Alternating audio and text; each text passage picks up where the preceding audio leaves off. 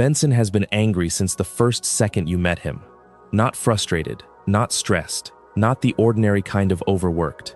Angry the way a person gets when they have been holding something back for so long that the holding becomes the habit, and the habit becomes the whole personality.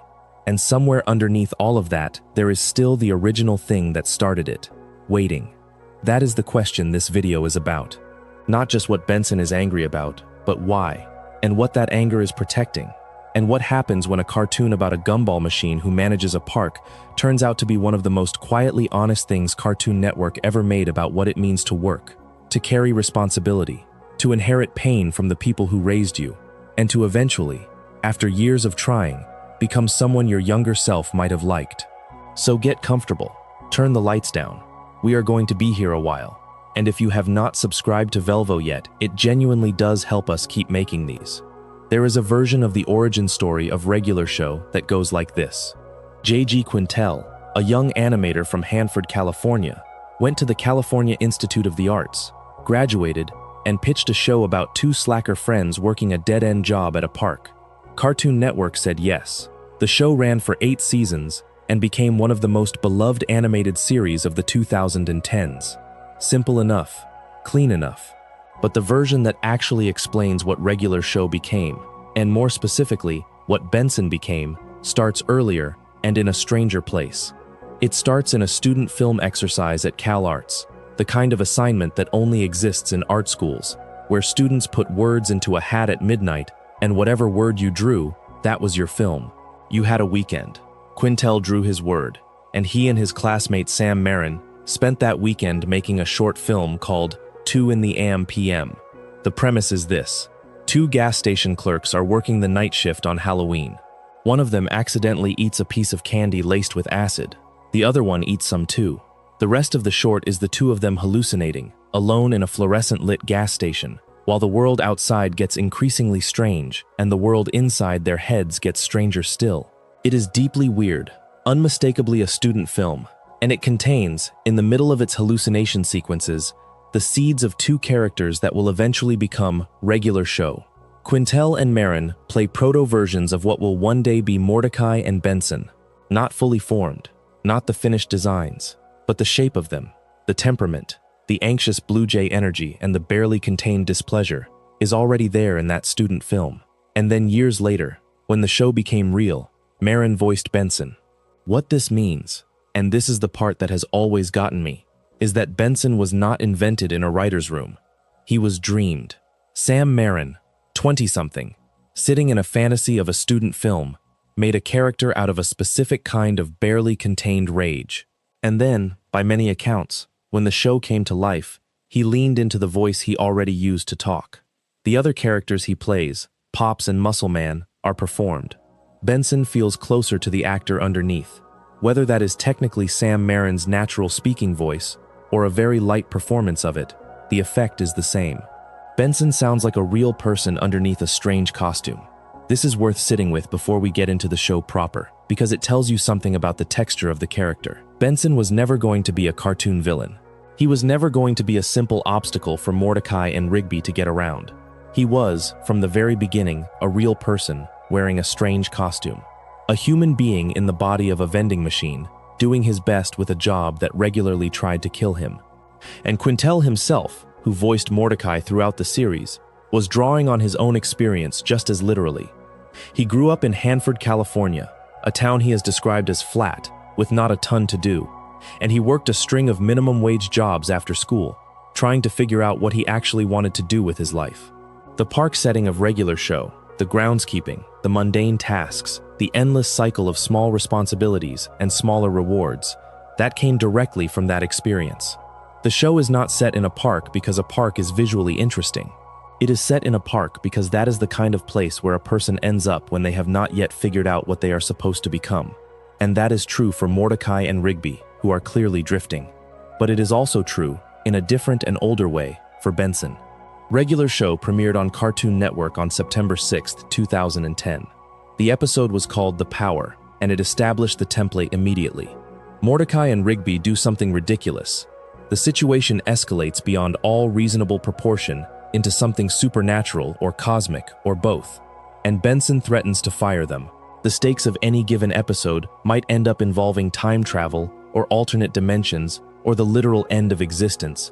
But the human stakes, the ones that ground everything, are always the same. Do your job. Do not get fired. Try to be a decent person while the universe is falling apart around you. That structure, that contrast between the cosmic and the mundane, is the show's core joke, but it is also its core philosophy. Regular Show is deeply interested in what it means to take small things seriously. The lawn needs to be mowed. The park needs to be cleaned. The chairs need to be stacked. These are not interesting problems. They do not require heroism or destiny or a chosen one. They require showing up, doing the work, and caring about it even when caring about it feels kind of embarrassing. Benson is the person in the show who most completely believes in this. He is the one who takes the small things seriously. Not because he lacks imagination, not because he cannot see beyond the park, but because he has made a decision, somewhere along the way, that the work in front of him is worth his full attention. And that decision, which looks from the outside like rigidity or small-mindedness or just plain being uptight, is actually something much more interesting when you understand where it came from. The show ran for 8 seasons. It picked up 6 Emmy nominations and won 1 for the episode Excellent in Season 3, in the Primetime Emmy category for short-format animation. The finale, which aired on January 16, 2017, is called A Regular Epic Final Battle, and it holds a 9.9 rating on IMDb, which is the kind of number that reflects near total consensus that a piece of television was exactly what it needed to be. The show peaked at around 2.5 million weekly viewers in the United States around 2013, and by many accounts it is still generating enormous social media viewership nearly a decade after ending, which is a remarkable afterlife for a series that concluded so cleanly. I say all of that not to pad the introduction, but because it matters to what follows. Regular Show was not a cult show. It was not a niche thing that a small group of people loved intensely while the rest of the world ignored it. It was a genuinely popular show, watched by a lot of people across a lot of years, and then it ended, and it kept being watched, and it kept meaning something to the people who grew up with it. And the reason it kept meaning something, I would argue, is Benson. Not just Benson, but the philosophical spine that Benson gives the show. Because Regular Show without Benson is just a surreal comedy about 2 slackers. With Benson, it becomes something about what it costs to care about your work when the world keeps making caring feel foolish. About what you inherit from the people who raised you. About the difference between being angry and being wrong. About whether you can change the patterns you were born into, or whether you just repeat them forever in a slightly different shape. That is what we are going to spend the next couple of hours on. And we start, as we have to, with where Benson came from before the park. The show gives us Benson's childhood in pieces, across multiple seasons, and the pieces do not arrive in order. You get a flashback here, a confession there, a detail buried in the middle of an otherwise comedic episode. But when you lay them all out in sequence, what you get is a portrait of a very specific kind of upbringing, one where the standards were high, the approval was conditional, and the cost of falling short of expectations was not cruelty exactly, but something colder and in some ways harder to recover from. The message that you were simply not enough. The episode Think Positive, which airs in Season 3, contains a flashback to a family dinner. Young Benson, sitting at the table, reaches toward the salt shaker and then stops, and asks in the kind of voice a child uses when they have been raised to be careful. He asks his father to pass the salt, and his father looks at him and tells him, with the flat certainty only a parent can project, that he will never get anything he wants in this world if he does not yell for it. That is the scene. It is short, it is played quickly, and it contains the entire explanation for who Benson is. Not an excuse for who he is, the show is careful about that distinction, but an explanation, an origin point. The moment when a small child learned that the world rewards volume over gentleness, insistence over request, demand over need. Learned it not from a stranger, but from the one person whose opinion about him would carry the most weight for the rest of his life. And so Benson yells. Not because he enjoys it, though by the time the show finds him, he has gotten so accustomed to it that the line between habit and choice is nearly invisible. He yells because some part of him still believes, in the wordless way that early lessons embed themselves, that yelling is how you get what you want. that it is the only register in which you will be taken seriously, that if you ask quietly, gently, in a voice that admits vulnerability, you will be overlooked. What this means for how we read every scene in the series where Benson is screaming at Mordecai and Rigby, every moment where his gumballs turn red and his voice goes up, and everyone in the room takes a step back, is that we are not watching a bully. We are watching a person performing the only emotional strategy he was ever taught. We are watching the inheritance play out. His father also had opinions about the drumming. Benson took up drums as a teenager, and by his mid-teens he was good enough to be noticed. In the show's telling, there was a moment where a real music path became briefly possible. A crowd went wild. Somebody saw him and thought he had something. This is the moment, in the story of Benson's life, where the path diverges, where the version of Benson who becomes someone his father cannot dismiss becomes possible. His father did not encourage it. Get a real job.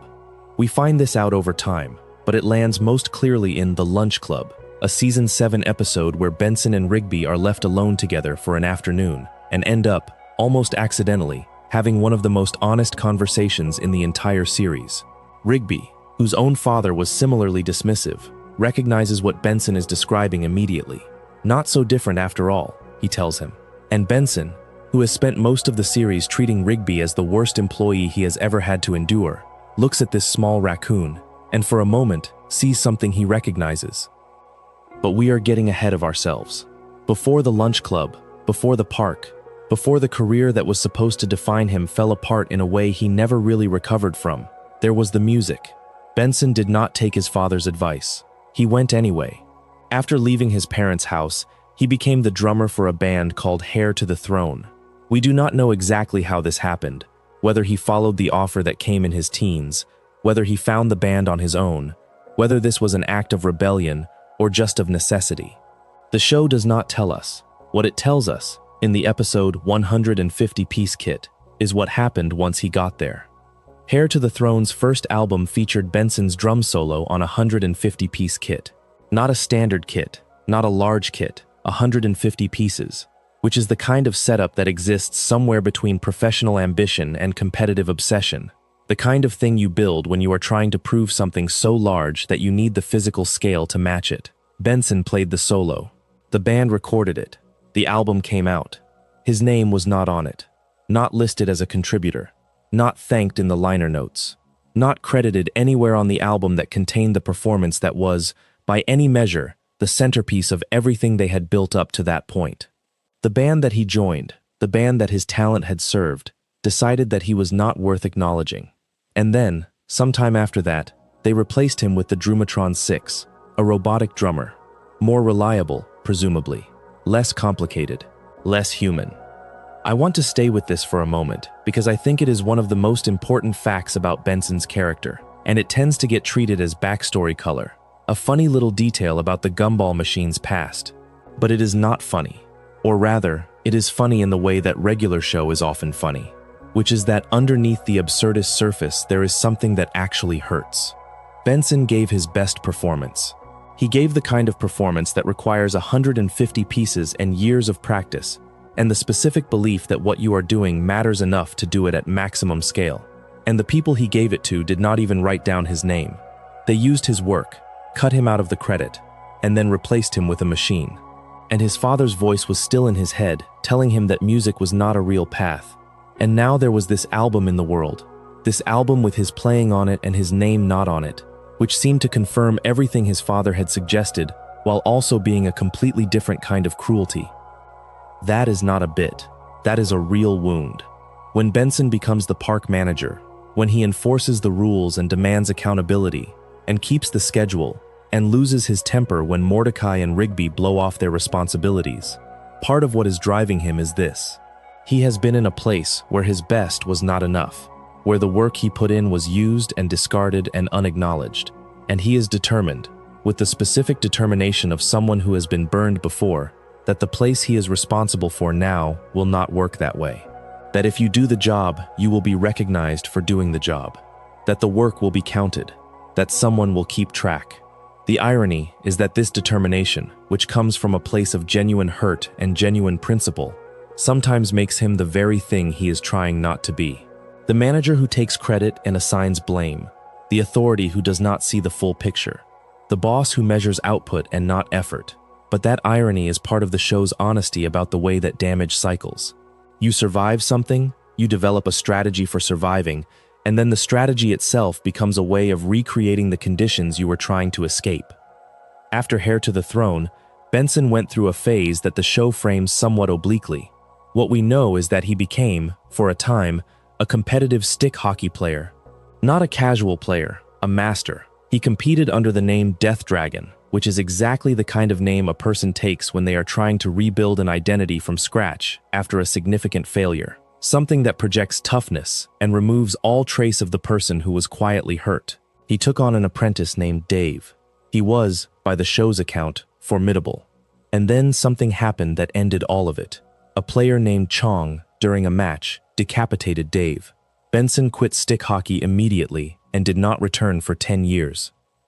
The episode Stick Hockey, which is the first episode of Season 3, picks up with Benson as park manager and reveals that he has a stick hockey table stored somewhere on the park grounds. Mordecai and Rigby find it, want to play on it, and Benson refuses, becoming increasingly agitated in a way that seems disproportionate until we understand why. The episode eventually forces him to confront Chong again, in a match where the stakes are, as with everything in regular show, both completely absurd and somehow emotionally genuine. Benson nearly dies. He wins. He avenges Dave, and something in him, some knot that has been tightening for a decade, releases. What the episode also reveals, and this is the part that reframes his earlier refusal, is that Benson did not keep Mordecai and Rigby away from the stick hockey table because of some arbitrary rule or because he was being controlling. He kept them away because he knew what that table represented, and he did not want them anywhere near Chong. He was protecting them, from the beginning, in an episode that looks like it is about an uptight boss refusing to let his employees have fun. It is actually about a man using the authority of his role to shield the people under his care from something genuinely dangerous. That protective instinct, the way it gets buried under the surface of rigid policy and angry enforcement, is something the show comes back to again and again. But it is already here, in Season 3, in what looks like a stick hockey episode. After the stick hockey chapter of his life collapsed, Benson was, by the show's implication, in a fairly bleak place. The music career was gone. The competitive outlet was gone. He had the name Death Dragon and nowhere to use it, and a father's voice telling him he would never amount to anything, and a world that had so far seemed to confirm that assessment at every turn. And then, as fans have pieced together from the pieces the show gives us, Skips gave him a flyer. This is one of those details that the show drops very quietly and does not make a big deal of, but which, when you sit with it, carries an enormous amount of weight. Skips, the groundskeeper of the park, the character who is ancient and immortal and knows more than he ever says, sees a flyer advertising that a newly opened park is looking for a manager, and Skips gives that flyer to Benson. We do not know for certain if Skips understood what he was doing. We do not know if he saw something in Benson, recognized the damage and the competence and the specific combination of the two that would make someone both capable and dedicated. The show does not tell us. What it lets us understand is that Benson got the flyer, applied for the job, and got it. The person who may well have handed Benson his entire adult identity, the role that would define him for the next several decades of his life, is a coworker who barely speaks. That is either random or it is the show's way of saying that sometimes the people who change your life are not the ones who make speeches about it. Sometimes they just hand you a piece of paper. Benson Dunwoody is a sentient red gumball machine. This bears saying plainly, because the show treats it so casually that you can forget how strange it is. He is a machine, made of metal, with a glass dome containing gumballs that shift color with his emotional state.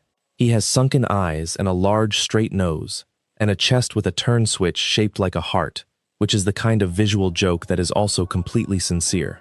The heart is right there. It is on the surface. You can see it if you look.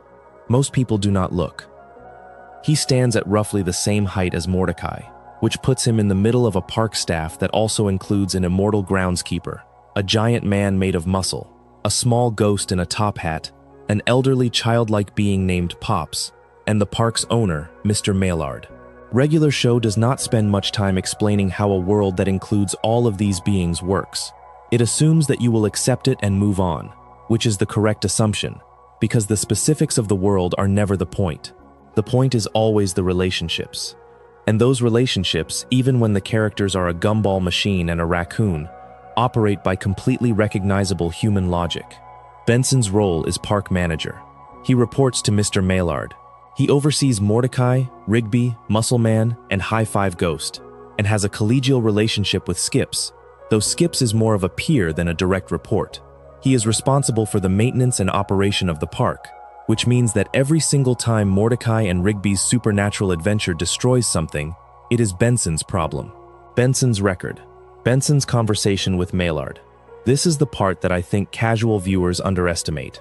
Benson is not just an authority figure who gets in the way of the fun. He is the person who absorbs the consequences of everyone else's chaos.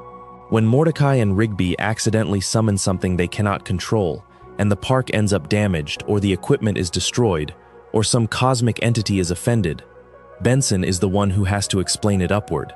He is the buffer between the chaos below him and the authority above him. He is, in the most literal sense, middle management. And middle management, as anyone who has ever been in it will tell you, is a position that requires you to simultaneously protect the people below you from the full weight of institutional pressure, and protect the institution from the full weight of individual chaos. You are always absorbing impact from both directions. The show gets this right in a way that a lot of workplace comedies do not. Benson's anger is not free-floating. It is not random. It is almost always specifically targeted at the gap between what he promised Maillard and what Mordecai and Rigby delivered. He is not angry because he enjoys being angry. He is angry because the math keeps not working out, and he keeps having to make it work anyway. So what does Benson actually believe? Not what does he say he believes, not the official position of the park manager on attendance and accountability and proper use of park equipment. What is the underlying philosophy that drives the way he moves through the world? The word I keep coming back to is dignity, specifically the idea that work, done properly and taken seriously, confers a kind of dignity on the person doing it. That the job matters not because of what it produces, not because mowing a lawn is an intrinsically noble act, but because the act of doing it well, of bringing care and attention and consistency to something, is itself an expression of self-respect. Benson does not think the park is more important than his employees as human beings. What he thinks, or what the show implies he thinks, is that doing the job badly is a form of disrespect. Not just to the park, not just to him, to themselves. This is a genuinely philosophical position, and it is not a simple one. There is a long tradition of thought about the relationship between labor and identity, between what we do and who we are. The show does not cite any of it explicitly, because regular show is a cartoon and not a lecture series, but the ideas are there in the texture of the writing.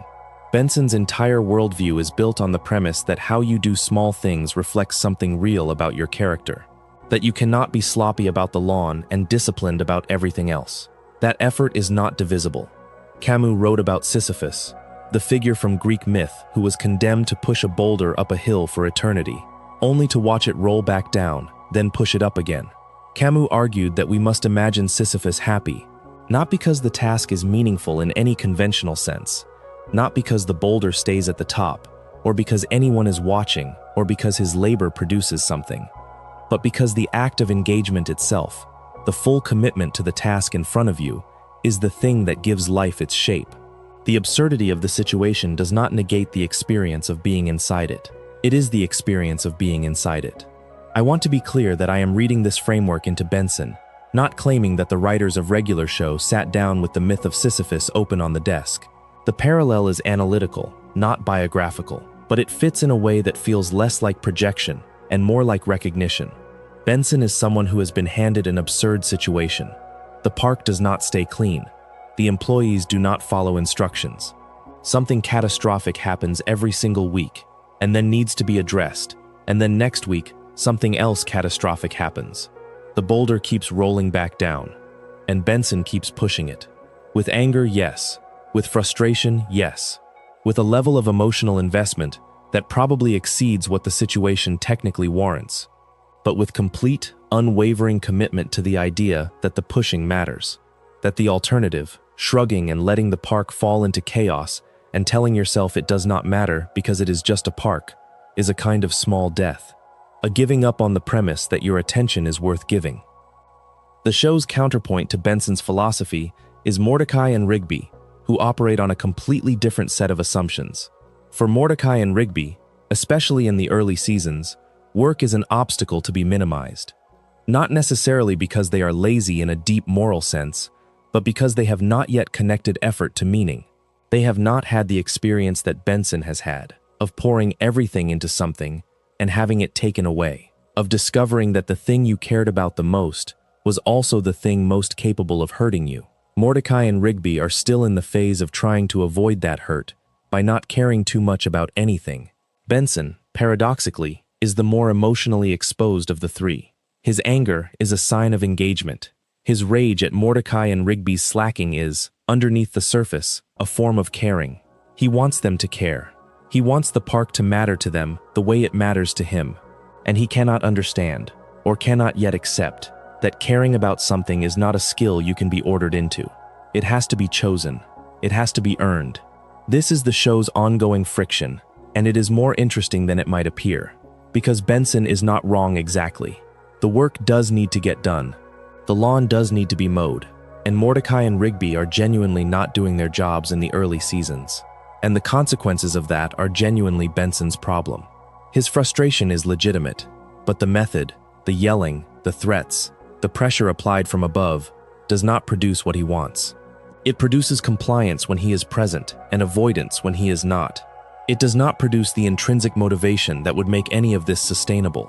What eventually produces that, across the course of the series, is something much slower and quieter. It is not discipline. It is belonging. It is the gradual, grudging, often sideways process by which Benson and Mordecai and Rigby come to actually care about each other. And once they care about each other, once the relationships are real, the work gets done differently. Not perfectly, but differently. The show is making an argument here, and this is the argument.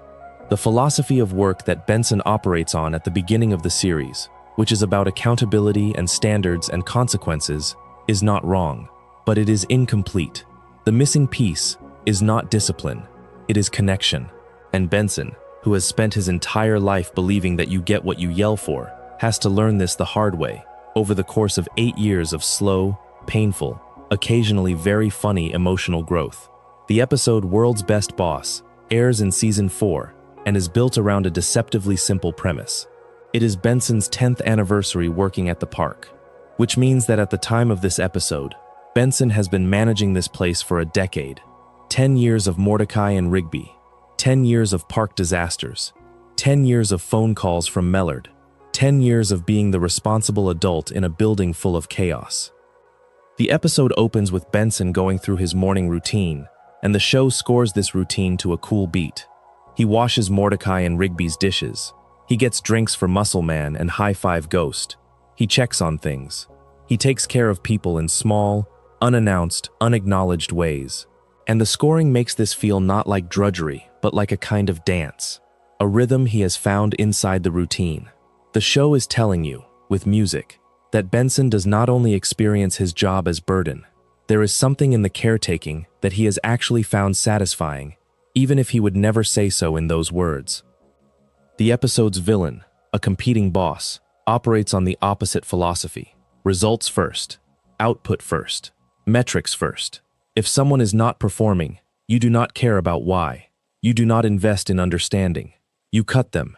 You optimize. You push harder. The villain's workplace is efficient and brutal and completely devoid of the kind of relationship that makes a job something you would remember fondly after 25 years. Benson beats him, not just physically, in the show's typically escalating fashion, but philosophically, because Benson's people fight for him. Mordecai and Rigby and the rest of the park staff, who are regularly driven to distraction by Benson's standards and his temper and his rules, show up when it actually matters. They show up because they know, in the way that people know things they have never been directly told, that Benson has their backs. That when Maillard comes down on him, he does not throw them under the wheels. That he absorbs the pressure and delivers it at a volume they can survive. That he does their dishes. Rigby says something in this episode that I think is genuinely important. He says that Benson's anger is usually their own fault. Not that Benson's anger is acceptable, not that the yelling is fine, but that the underlying cause of it is real. Rigby, who spends most of the series trying to get away with doing as little as possible, has enough self-awareness to recognize that the person yelling at him about it is not wrong. He just hates being told. This is a more sophisticated acknowledgement of Benson's position than the show often gets credit for. Regular show does not rehabilitate Benson by making him nicer and then showing that nicer works better. It rehabilitates him by showing that even in his most difficult form, he has a coherent and defensible set of values. And then it shows what happens when he softens slightly, when the warmth that has always been underneath becomes slightly more visible, which is that the people around him, gradually, become better. Not because he forced them to, because they wanted to be. Let us talk about Mr. Mallard, because Benson cannot be fully understood without his boss, and the relationship between them is one of the show's most quietly devastating recurring jokes. Mallard owns the park. He is an enormous, imperious man with the specific bearing of someone who has never had to make his own coffee or remember another person's name, because remembering names is what employees are for. He shows up periodically to inspect things, to register displeasure, and to hold Benson accountable for outcomes that Benson had no control over. And when he does, he gets Benson's name wrong, every time. Beanbag, ball bucket, bean teen, bean can. The variations are creative and consistent, and completely indifferent to Benson's actual name. Mallard has employed this man for years, and does not know what he is called. Whether this is genuine carelessness or a power move or simply the natural result of someone so high above the situation that the details blur together, the show does not say. What it shows is the effect on Benson, who corrects him every time quietly, "It's Benson," and then proceeds to be called something else wrong next time. This is the cruelest joke in the series, and it is played almost as a running gag, which is exactly right. Because dehumanization in a workplace is almost never dramatic. It is not usually an act of deliberate cruelty. It is usually just indifference. The boss does not know your name because you are not important enough to know. You are a function, not a person. You exist in relation to your output and your problems and your failures. And when those are sufficient, you are visible. And when they are not, you are not. Benson has spent his entire career building something real inside an institution that cannot even get his name right.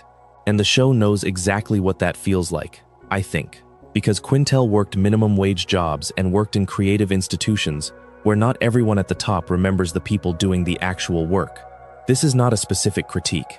It is just an honest observation about how hierarchies function. The people at the bottom do the work. The people in the middle carry the weight. The people at the top make the decisions. And the flow of recognition tends to move upward, toward the decision makers, not downward, toward the work. What makes the Mallard and Benson dynamic philosophically interesting is that Benson replicates it. Not in kind, exactly. Benson does know Mordecai and Rigby's names. He knows everyone's name. He is not indifferent to the people below him in the hierarchy. But the pressure he applies, the yelling, the threats, the insistence on accountability, is the pressure Mallard applies, filtered through Benson's specific personality and redirected downward. He absorbs the blame from above and delivers consequences below. He is both the victim of the system and its instrument. The show does not blame him for this.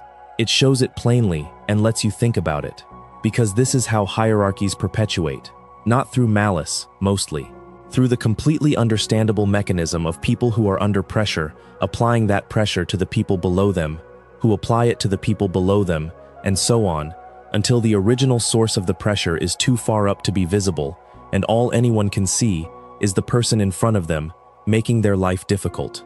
Benson is the face of institutional pressure for Mordecai and Rigby in the same way that Mallard is the face of it for Benson. The difference is that Benson, unlike Mallard, actually knows and cares about the people he is applying it to, which makes his position more painful, not less. He is not a machine running a system. He is a person who knows these people, likes these people, is hurt by their failures and genuinely invested in their success, and cannot stop applying pressure anyway because the system requires it of him. This is, and I want to say this plainly, one of the most honest portrayals of middle management in any piece of popular entertainment I have encountered. The people in the middle of a hierarchy are not villains. They are usually people who care too much about something they have limited power to actually control, and who absorb the costs of other people's decisions from both directions. Regular Show understood this about Benson from the beginning, even when the show was playing it as a joke about a gumball machine yelling at a raccoon. There is an episode in Season 3 called Think Positive, and it is the episode that, more than any other single piece of the show, lays out Benson's entire inner world.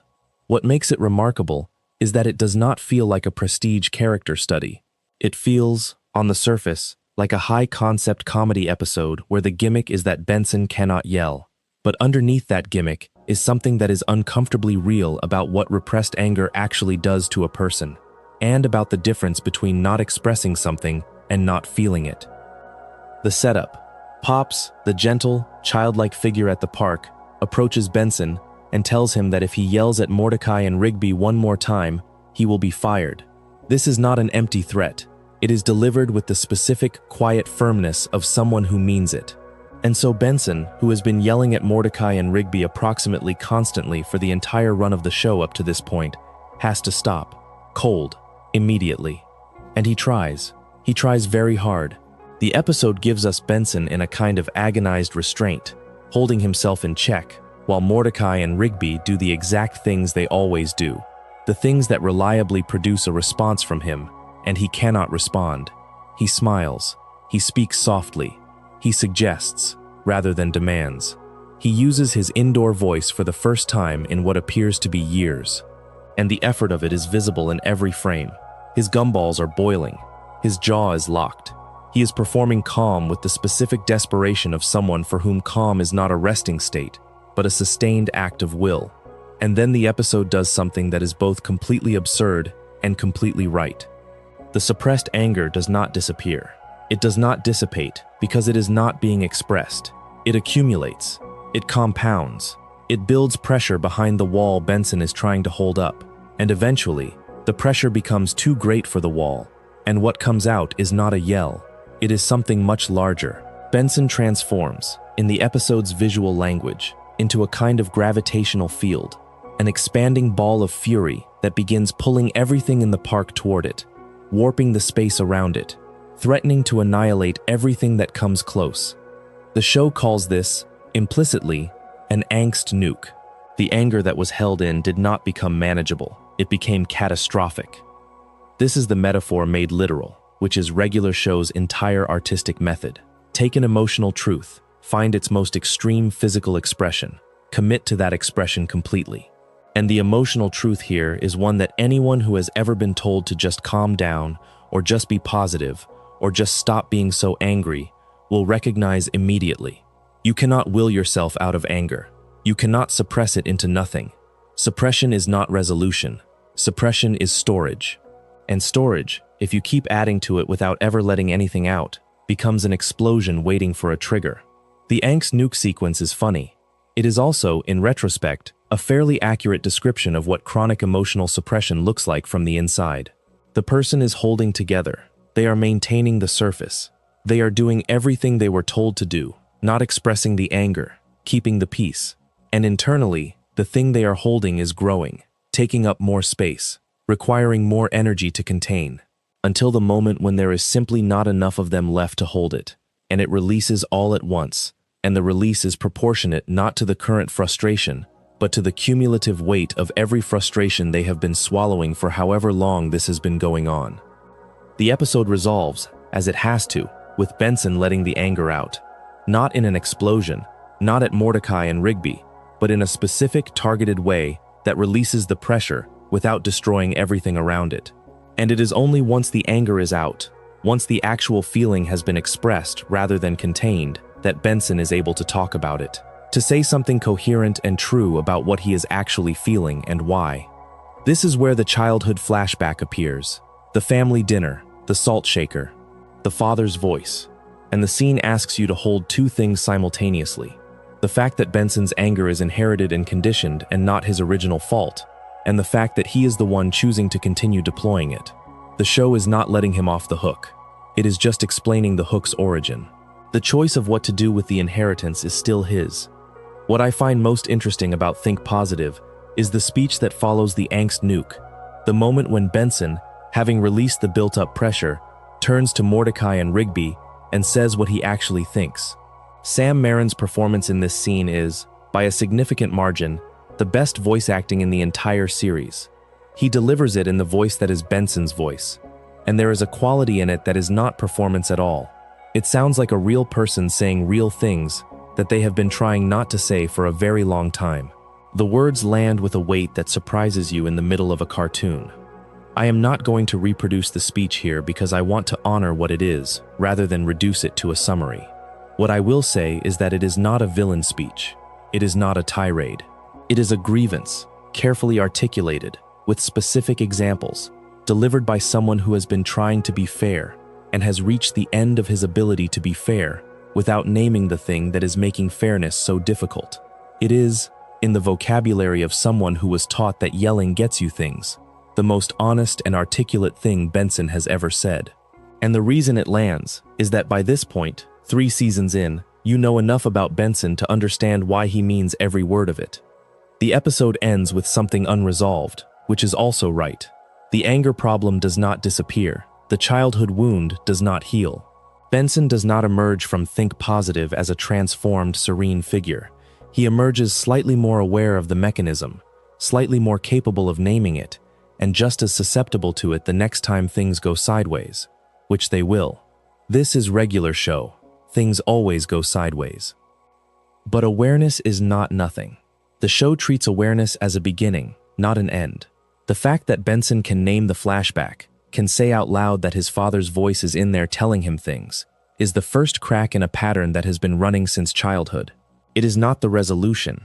It is the first honest look at the problem. And in the show's long arc, it is the episode that makes everything that follows legible. The other thing the show wants you to understand about Benson's anger is that it is not constant. Not by season 6, certainly, and not even in the earlier seasons if you are watching carefully. There are episodes, scattered throughout the first half of the run, where you get brief glimpses of a Benson who is relaxed, or who is enjoying himself, or who is interacting with the park staff in a way that has nothing to do with managerial pressure. There is a consistent detail across multiple seasons where Benson organizes game nights for the park staff. Card games, board games, something low-key and social, the kind of activity that requires nothing more than people being in the same room together, choosing to be there. He is the one who organizes these. He is the one who looks forward to them. And this is mentioned in the show in a way that is treated as completely ordinary.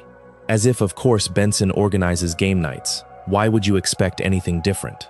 But if you have been paying attention to the character you assembled across seasons of the yelling and the threats and the managerial rigidity, the game nights come as a small, quiet shock. Because what they reveal is that Benson's baseline desire, the thing he actually wants when the pressure is off and the stakes are ordinary, is company. He wants to sit around with the people he works with and play cards. He wants to belong to a group. He wants the easy version of what he is so often trying to force into existence through authority. A community that actually enjoys being together. Mordecai at one point observes, with the casual accuracy that Mordecai occasionally produces, that Benson mainly just wants to hang out with them.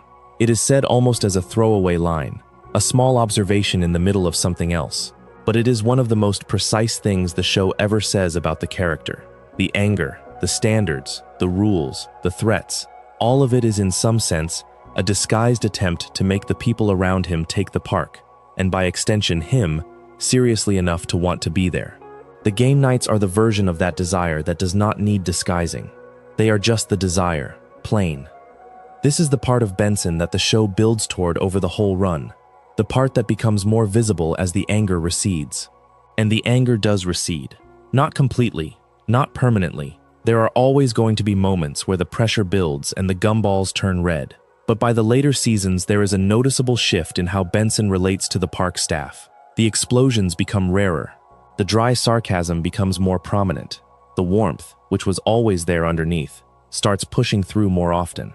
And what you see, when you see it, is the person Benson might have been if his father had given him something different at that dinner table. Blind Trust is a season 4 episode, and it is the episode where the show stops being coy about what is actually happening between these characters. Benson, Mordecai, and Rigby end up in a situation that, in the way of regular show situations, becomes genuinely life-threatening. And in that moment, facing what looks like it might be the end, they tell each other that they love each other. Not in a dramatic, movie speech kind of way. In a blurted, almost accidental kind of way.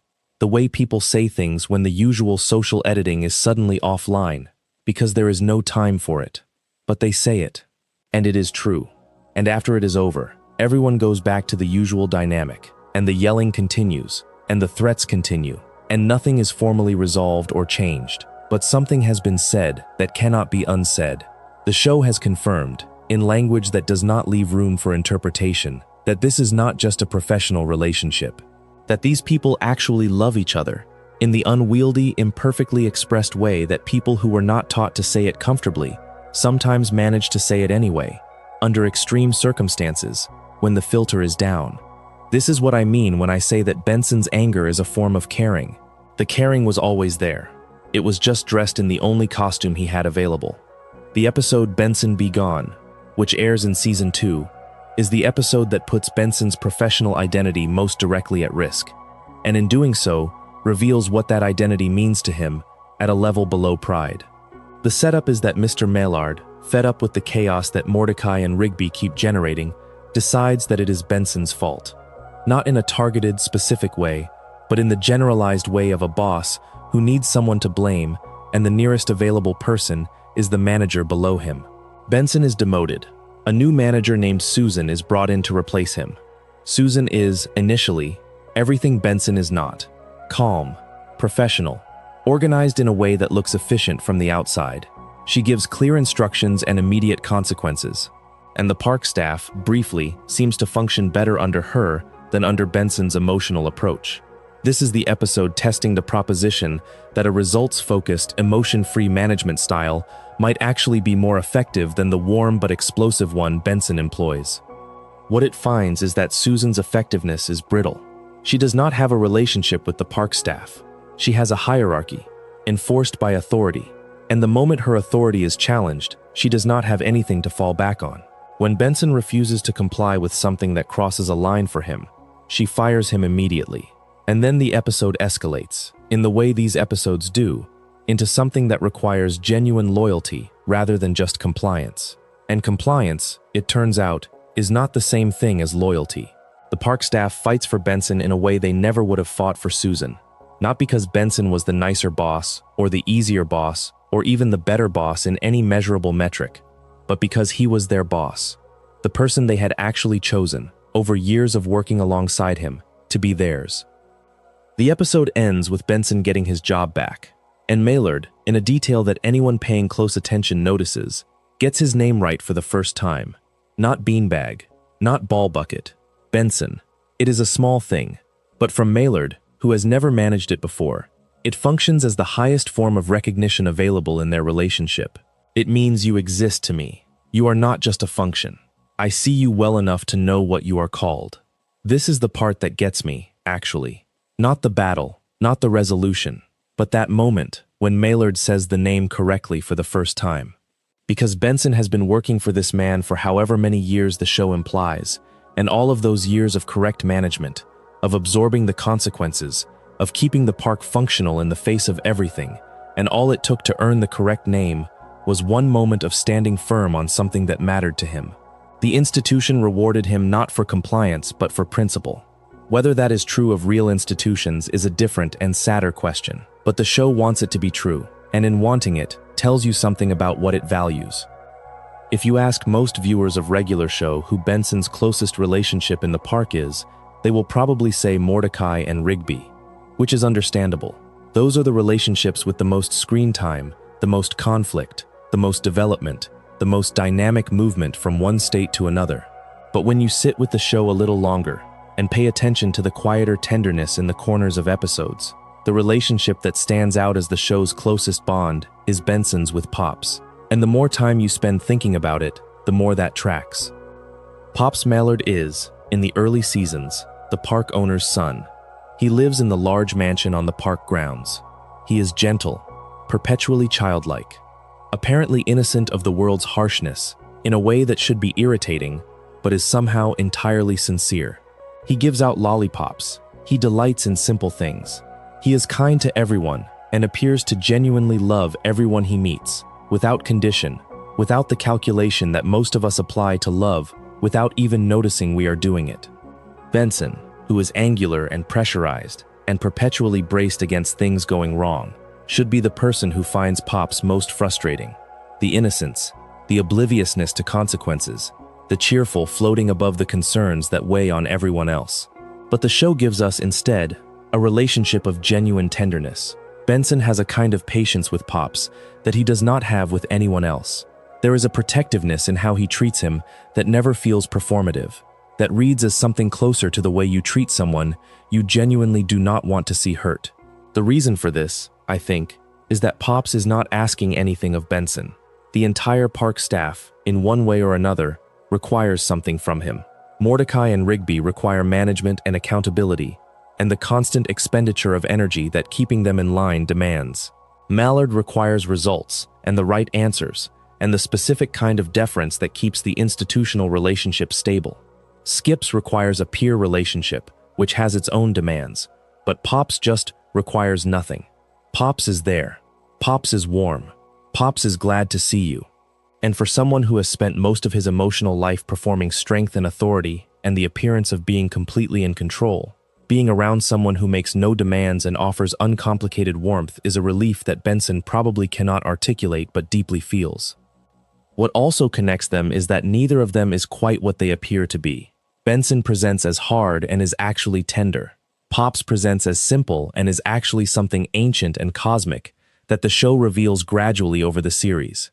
By the later seasons, we understand that Pops is at the center of something far larger than a park in the suburbs, that his history extends far beyond what any of them know, and that the gentleness he carries is not innocence but a kind of grace. The two of them, the furious Gumball machine and the lollipop-loving man-child, are the show's two most essentially kind characters. They just express it in opposite directions. There is a moment in the series finale, which we will spend time on later, where Benson places flowers on Pops's grave. After everything, after the space arc and the sacrifice and the 25 years and the reunion, Benson goes to Pops's grave and puts flowers there. And the reason this moment lands with the weight it does is that 8 years of story have accumulated behind it. 8 years of Benson and Pops existing in the same space, sharing the same park, the same meals, the same ordinary days. The flowers are not a dramatic gesture. They are the quiet continuation of something that was always there, maintained across decades, surviving the loss of the person it was directed toward, because that is what real regard does. It continues. The Season 7 episode The Lunch Club is the show's most direct statement about the Benson and Rigby relationship, and it arrives at a point in the series where you would not necessarily have predicted that these two characters had anything in common worth spending an episode on. Benson and Rigby have been orbiting each other for 6 seasons at this point, and their dynamic has been almost entirely adversarial. Rigby is the employee Benson has the least patience with, the one whose particular combination of laziness and impulsiveness and unwillingness to take anything seriously produces the most reliable Benson rage. And Rigby, for his part, finds Benson's standards exhausting, and his temper frightening, and his whole approach to the world something to be evaded rather than engaged with. And then they are left alone together. Mordecai is gone, everyone else has somewhere to be, and it is just Benson and Rigby in the break room with lunch, and nothing to do, and no one to perform anything for. And what happens is something that the show has been quietly setting up for years without quite naming it. They recognize each other. Benson tells Rigby about his father, about the drumming, about being pushed away from the thing he loved, about the career he tried to build and the way it was taken from him. And Rigby tells Benson about his own father, about his own experience of a parent whose approval felt perpetually out of reach, about growing up in the shadow of someone who communicated consistently and clearly that you were not quite what they had hoped for. And they look at each other across the break room table and see, with the specific surprise of two people who have never looked at each other that carefully before, that the wound is the same. Rigby tells Benson he is a great person. This is not nothing. Rigby does not dispense compliments easily. And this is not a small or cautious one. He says it plainly, directly, without qualification. And Benson, who has been called many things over the course of the series, but rarely this, does not quite know what to do with it. What he does is call his father. He tells his father that they should talk more. This is an enormous thing. For someone whose entire emotional architecture was built by a father who told him he would never get anything unless he yelled for it, who then spent decades yelling in every direction and never quite getting what he actually wanted, the choice to pick up the phone and say we should talk more is a fundamental departure from the operating system. It is not yelling. It is not demanding. It is not the strategy he inherited. It is a new one, chosen deliberately, chosen late, chosen in a break room over lunch with a raccoon who turned out to understand him better than almost anyone. The argument that the show is making in The Lunch Club is that the people you are most in conflict with are sometimes the people who know the most about what you are carrying, not because they see it clearly, but because they are carrying something similar. The adversarial relationship between Benson and Rigby was never just about a manager and a bad employee. It was about two people whose fathers had told them they were not enough, who had each responded by developing different but equally dysfunctional strategies for navigating a world that seemed to confirm that assessment, and who had been orbiting each other for 6 years without ever talking about the thing they had in common. The Lunch Club is the episode where the orbit closes and the two of them finally land in the same place for an afternoon, and what they find there is not warmth exactly, not the sudden dissolution of all the accumulated friction, but something better than friendship would be: recognition, the knowledge that you are seen, at least partially, by someone you did not expect to see you. Somewhere in the middle seasons of regular show, Benson meets Pam. The episode is called Pam I Am. She is initially not a simple character, and the show takes its time developing what she becomes. But what she is by the time their relationship is established is someone who sees Benson clearly and chooses him anyway. Not the polished version, not the carefully maintained professional front, but the actual Benson, the one who gets too stressed and yells at people and carries his father's voice around like a weight he has never quite been able to set down. The relationship introduces something into the show's portrayal of Benson that had not been there before in quite this form: vulnerability that is not produced by crisis. With Mordecai and Rigby, Benson's moments of vulnerability are usually extracted by extreme circumstances. The near-death experience, the ultimatum, the situation that pushes past the defenses and forces the real thing out. With Pam, there is a gentler version, someone he actually opens to, not because the defenses fail under pressure, but because he chooses to lower them. And then the park is sent to space.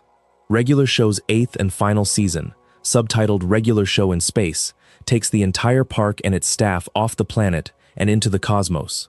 This is the show's most dramatic structural escalation, and it is worth acknowledging that it works, which is not guaranteed when a show's final season involves this kind of genre shift. The space setting allows the series to push its themes to their maximum extreme. The cosmic stakes have always been implied in the show's DNA, from the very first episode where ordinary slacker behavior produces a supernatural consequence. In Season 8, the whole universe is explicitly at risk. The show commits to that scale completely, and somehow the emotional truth of the characters survives the journey. For Benson, the space arc means one concrete loss. Pam breaks up with him in the episode Fry's Night. She cannot do long distance. Not ordinary long distance, where you are in different cities. Long distance, where one of you is in outer space with no clear timeline for return. The relationship ends not because of anything either of them did wrong, not because of a character flaw or a failure of communication. It ends because of logistics, because the world, or in this case the universe, intervened in a way that neither of them chose. This is a quietly mature way to end a romantic storyline, and it is exactly right for Benson. He has spent so much of the series dealing with things that were not his fault, but became his problem.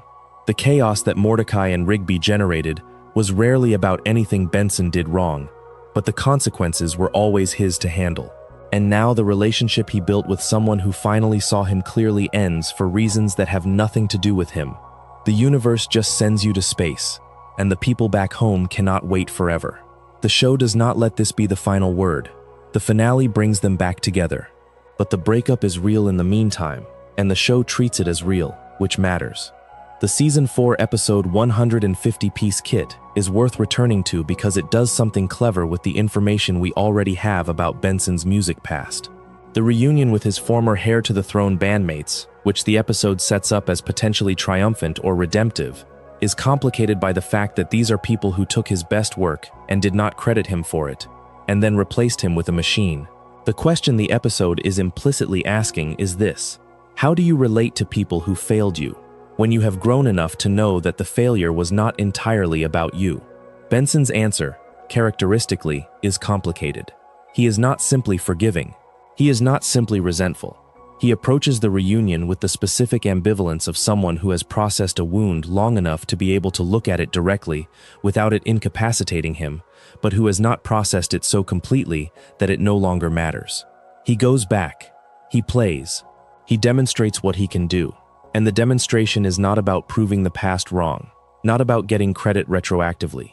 It is about knowing what he has, about the satisfaction of playing the 150-piece kit again, not for the band, not for the album, but for himself. The drum kit in regular show is not just a set piece. It is the clearest symbol the show offers of who Benson actually is outside of his role. The park manager is what he does. The drummer is who he is when the role is off.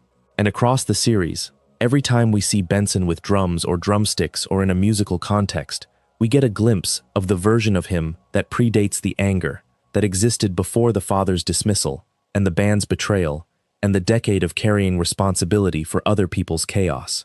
The version that was just a kid who loved playing music and was good at it and had not yet learned to be defensive about the fact of being good at something. The show never quite lets Benson have this version of himself back fully. He does not quit the park to become a musician. He does not resolve his relationship with his music into something uncomplicated and happy. What he does is maintain access to it. It stays in his life, imperfect and occasionally painful to look at, but present, not erased, not buried, just there, waiting for him to come back to it when he needs to remember who he was before the job became who he was. Let us talk about stoicism for a moment, or rather, the stoic-adjacent quality that Benson has as a character, because I want to be precise about what I am claiming and what I am not. Stoicism, as a philosophical tradition, is concerned with the distinction between what is in your control and what is not, and the argument that peace of mind comes from focusing exclusively on the former and accepting the latter without resistance. The Stoic ideal is a person who acts with full effort and full virtue, regardless of external outcomes, who is not destabilized by what the world does because they have separated their sense of themselves from what the world produces. No official source confirms that the writers of regular show were deliberately working from Stoic philosophy when they wrote Benson. The parallel is mine, and I want to label it clearly as interpretation. But the parallel is striking enough to be worth following. Because Benson, at his best, operates on something that looks like this. He shows up every day to a job that regularly produces catastrophic outcomes that are not his fault. He does the work regardless. He maintains his standards even when the results do not reflect them. He does not, even at his most angry, retreat from the responsibility. He stays in it. What makes Benson a more interesting figure than a simple Stoic is that he is not serene about any of this. The Stoic ideal is achieved. Benson's approximation of it is constantly embattled. He does the work, but he resents when it is made harder than it needs to be. He maintains the standards, but he is furious at the people who make maintaining them difficult. He does not have peace of mind. He has determination, which is a different thing. Less elegant, more real. Determination is what you have when peace is not available, but giving up is not acceptable either. It is the quality of someone who keeps going, not because they have resolved the frustration, but because the alternative to keeping going is worse than the frustration. And Benson has this in abundance. He is the character who cannot quit, not because he lacks the imagination to picture a different life, but because the job, the park, the people have all become the shape of his identity, and leaving them would require a restructuring of self that he is not capable of, or not willing to attempt. This is both his greatest strength and his most significant limitation, and the show is honest about both dimensions. The strength, he is reliable. Whatever else is happening, Benson will show up. The limitation, he cannot always tell the difference between commitment and rigidity. between staying because it matters and staying because leaving feels like failure. The distinction is important, and Benson is not always operating on the right side of it. By the later seasons, the show begins to resolve this, not by forcing a distinction, but by gradually changing the conditions. The park, which was the external thing he committed to, becomes something that genuinely deserves his commitment. Not because it always did, not because the institution was always worthy of his loyalty, but because the relationships inside it have become real enough to justify it. He is not just maintaining a job, he is maintaining a community, and that is worth what it costs. One of the things that happens in the progression from Season 5 to Season 6 that tends to get overlooked in discussions of the show's arc is a shift in the comedy of Benson's character. In the early seasons, Benson is funny primarily because his anger is disproportionate. The situation does not warrant this level of response, and the gap between the cause and the effect is where the joke lives. He is the straight man who is also the most unhinged person in the room, the authority figure whose authority is constantly being undermined, and the comedy is essentially at his expense. We laugh because the Gumball machine cannot catch a break. By Season 6, something has changed in the flavor of Benson's comedy. The disproportionate rage becomes rarer. What replaces it is not sweetness exactly, but a dry, weathered, slightly exhausted wit. The humor comes not from the gap between his response and the situation, but from his complete accuracy about the situation. He has been doing this long enough that he sees exactly what is happening and is no longer shocked by it. The chaos that used to incapacitate him is now just Tuesday. He processes it and moves on. And that shift, from shocked anger to unsurprised pragmatism, reads not as defeat, but as something closer to wisdom. There is a version of this that happens in real life. The shift from outraged young person who cannot believe the world works this way to middle-aged person who has made a kind of peace with the world working this way, mostly because they have accepted that their outrage was never going to change it. And there is a risk in that shift. It can become cynicism. It can become the resignation of someone who stopped caring because caring was too expensive. But Benson's version does not go that way. The dry sarcasm coexists with continued engagement. He still cares about the park. He still cares about Mordecai and Rigby. The game nights continue. The commitment continues. What changes is not the depth of the investment, but the emotional presentation. He has stopped performing his investment for the benefit of an audience that was never going to respond the way he wanted, and started simply having it, quietly, as something that belongs to him regardless of whether anyone else acknowledges it. This is maturity. Not the version of maturity that means having all the answers, or not making mistakes, or having resolved the childhood wounds into something tidy. The version that means you have been around long enough to know what matters to you, and you have decided to maintain it even when maintaining it is not rewarded, and even when the institution you are maintaining it for does not always deserve it. You do it because it is yours, and you are keeping it. Season 6 also marks the period where Benson's sarcasm becomes a form of intimacy, whereas his early anger was distancing, creating a wall between himself and the people he was supposed to be leading. His later sarcasm includes them. It is the humor of someone speaking to people he knows well, people whose particular failings are so familiar that they have become almost affectionate. He still rolls his eyes at Mordecai and Rigby. He still loses patience. But the eye-rolling has a different quality now. It is the eye-rolling of a person who has decided, at some point he probably cannot identify precisely, to love these people in spite of themselves. This is, if you want to put a philosophical frame on it, something like acceptance. Not passive acceptance, not giving up on the idea that things could be better or that standards matter, but a kind of working acceptance that says, this is who these people are. They are also people I care about. Those two things are both true simultaneously, and I am going to stop treating them as a contradiction. Benson, for the first 6 seasons, keeps bumping into the contradiction. In the later seasons, he stops fighting it and starts living inside it. The relationship between Benson and his own ambitions, and what the show ultimately says about deferred dreams, is something I want to spend time on because it is the aspect of his character that I think is most relevant to the audience that grew up watching regular show. The people who were teenagers and young adults when the show aired, the ones who are now in their mid-30s, and who still talk about it with a specificity that you do not usually maintain for cartoons, grew up in a particular moment. A moment of economic contraction, of expensive educations leading to jobs that did not match the investment, of the increasing sense that the path laid out by the generation before, work hard, stay committed, and the right life will follow, was not producing what was advertised. A moment when a lot of people found themselves in jobs they did not intend as permanent, in apartments they were not sure they could afford, doing work that was sometimes meaningful and sometimes tedious, and sometimes both on the same day. Regular show was not made as commentary on this moment, but it arrived in the middle of it, and it resonated with it in ways that the show's creators probably did not fully anticipate. The park as a setting landed differently for viewers who were themselves in dead-end jobs they were not sure were temporary.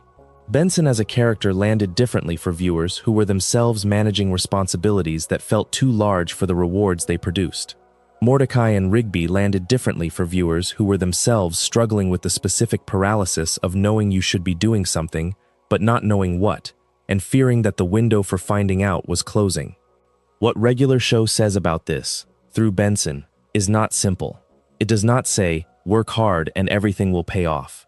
It does not say, follow your passion and life will provide.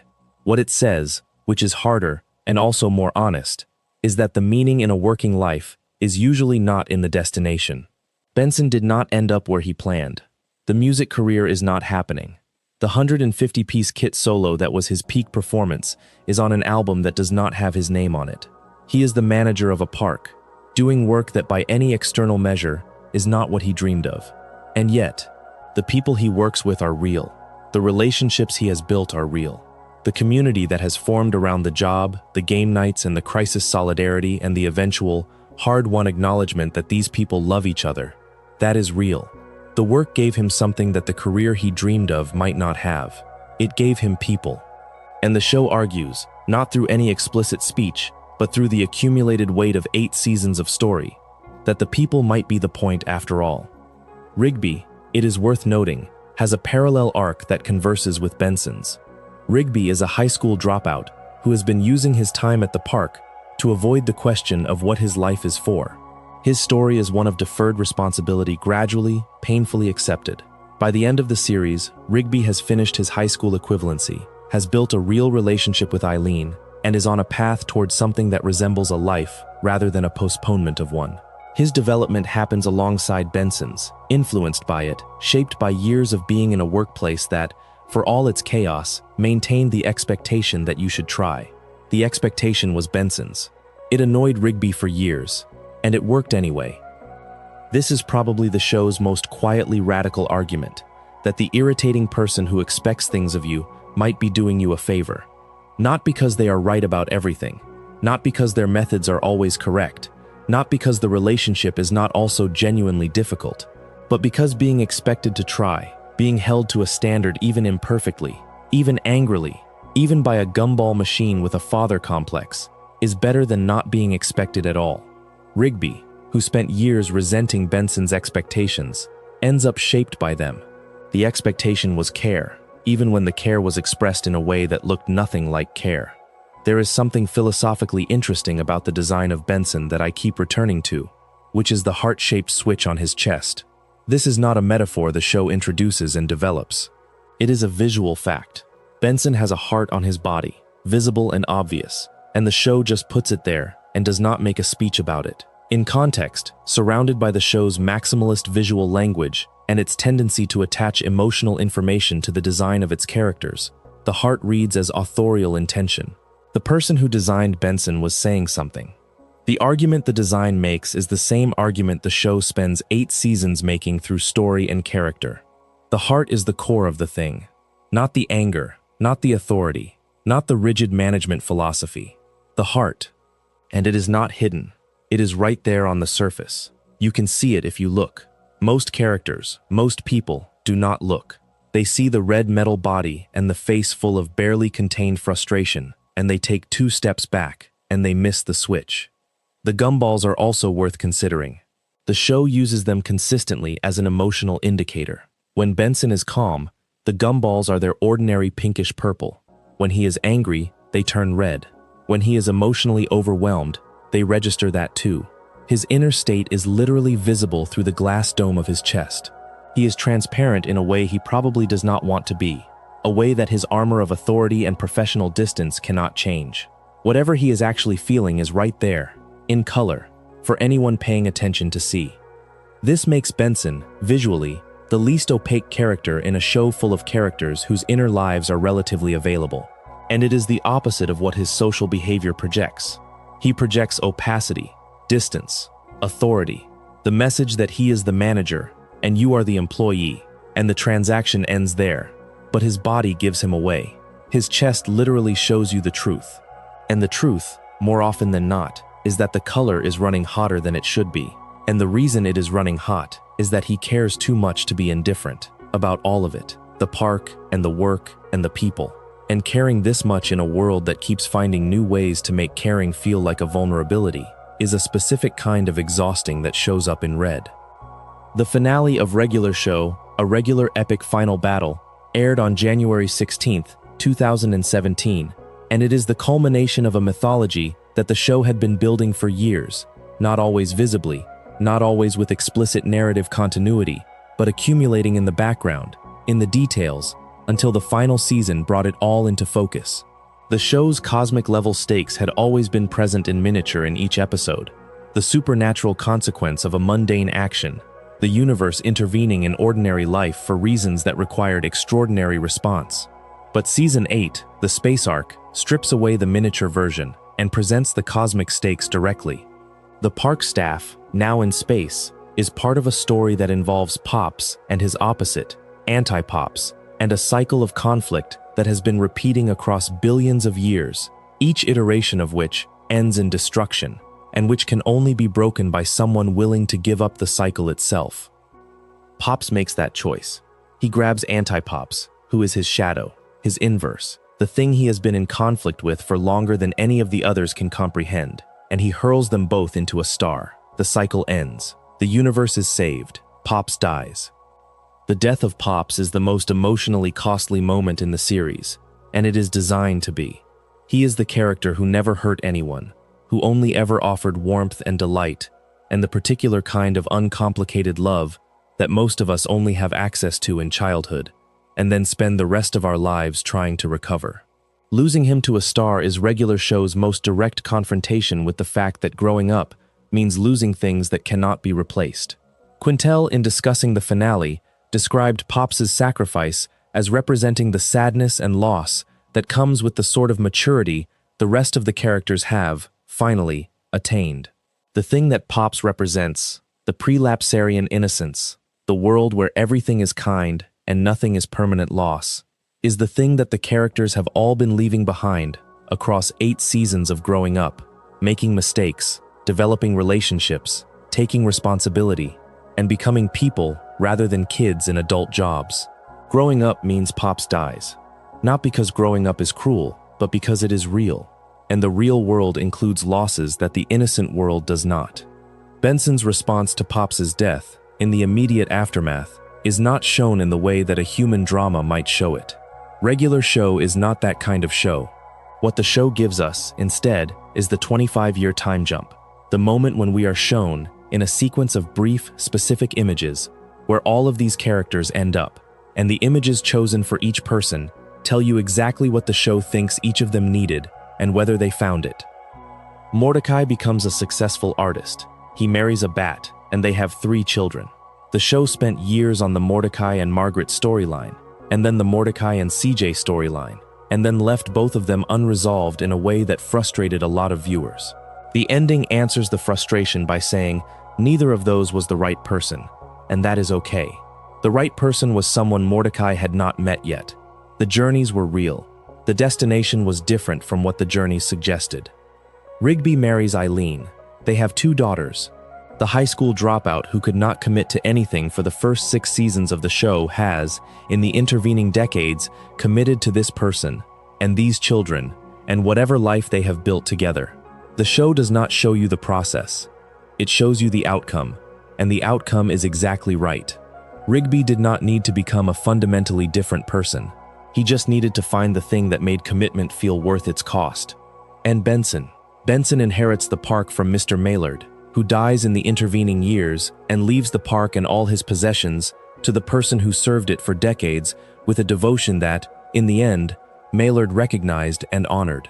The man who could not remember Benson's name for most of their professional relationship, who called him Beanbag and Ball Bucket and Bean Teen, left him everything. It is a late, enormous acknowledgement. It says, "I see now what I could not be bothered to see before." And it arrives too late for Maillard to be thanked for it, which is probably right too.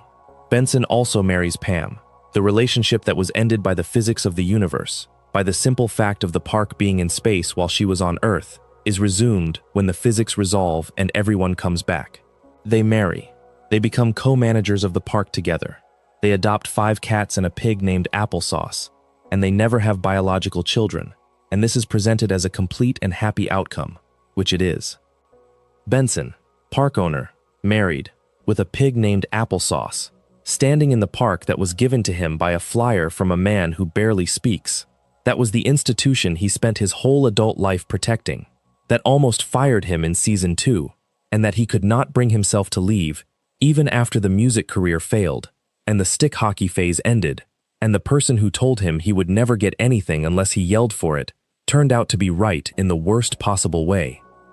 He got things, not the things he yelled for, the things underneath the yelling, the things the yelling was always trying to get at: community, permanence, people who stayed, a job he was proud of, with someone he loved next to him while he did it, the quiet life of someone who learned, eventually, to stop yelling and start talking. The reunion scene, 25 years after the space adventure, brings all of them together at the park. They take a photograph. Benson sneezes at exactly the wrong moment, and his face in the photo is mid-sneeze, which is both funny and completely right. The Gumball machine, even in the most tender moment of the finale's epilogue, cannot quite manage perfect dignity. Something always goes slightly sideways. That is the character. That is the whole show. Life keeps catching you mid-sneeze. And you take the photo anyway, and you keep it, and it becomes the record of having been there with the people you loved, regardless of how your face looked. The question the show has been building toward, across 8 seasons and roughly 244 episodes and a finale rated 9.9 on IMDb, is whether Benson's philosophy works. And the epilogue is the answer. Not a tidy, unqualified yes. The show is too honest for that. But a yes of a specific kind. The philosophy, flawed and inherited and expressed badly for years, pointed in the right direction all along. The work mattered. The standards mattered. The insistence that this place deserved to be taken care of, which looked for so long like rigidity or control, turned out to be love expressed in the only vocabulary he had available at the time. By the end, he had more vocabulary. He could talk to Rigby about their fathers. He could say "I love you" in a crisis. He could open to Pam in a way he could not have opened in the early seasons. He could call his father and say they should talk more, which is not forgiveness exactly, but is the beginning of something that might eventually get there. He learned, slowly and with enormous effort, and with the specific kind of resistance that comes from a pattern deeply set, to supplement the yelling with other things. Not to replace it entirely. The gumballs still turn red, but to add to it, to discover that the vocabulary had more in it than he knew. The Camus parallel closes here, and in a different way than I expected when I started this essay. Sisyphus is condemned to push the boulder up the hill forever, and Camus says we must imagine him happy because the act of full engagement is its own reward. Benson pushes his boulder, which is the park, and the employees, and the standards, and the relationship with Maillard, and the old wounds from his father, and the career that did not work out. He pushes it every single day. The boulder keeps coming back. The lawn needs to be mowed again. Mordecai and Rigby do the thing they always do. Something supernatural happens and needs to be cleaned up. But the epilogue tells us something Camus does not quite get to. Benson did not spend his whole life pushing the boulder alone. The park staff was there. The game nights were there. Pam was eventually there, and then beside him. The boulder rolling back down was never the whole story. The whole story included everything that accumulated while he was pushing it. The relationships that formed in the space of shared labor. The love that built up over years of showing up to the same place and doing the same work alongside the same imperfect people. The community that was not supposed to be the point and became it anyway. The philosophy of Benson is not stoicism. and it is not absurdism, and it is not existentialism, though it rhymes with all three. It is something more specific and less theoretical.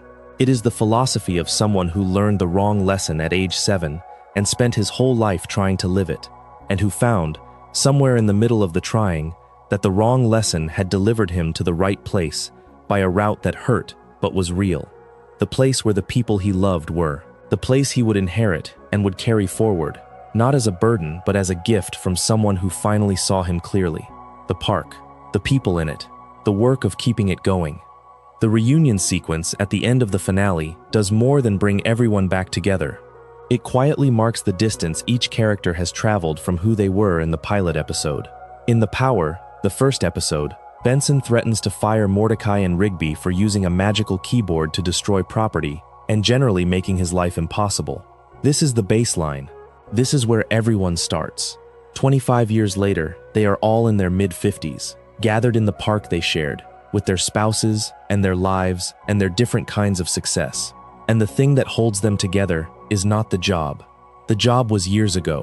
What holds them together is the years of having been in the same place, going through the same things, being changed by each other in ways that are now too deep to trace back to any specific moment. The statues of Pops and Maillard that they erect in the park are the show's final statement about what the park represents. Not the institution, not the employer, not the municipal green space. The people.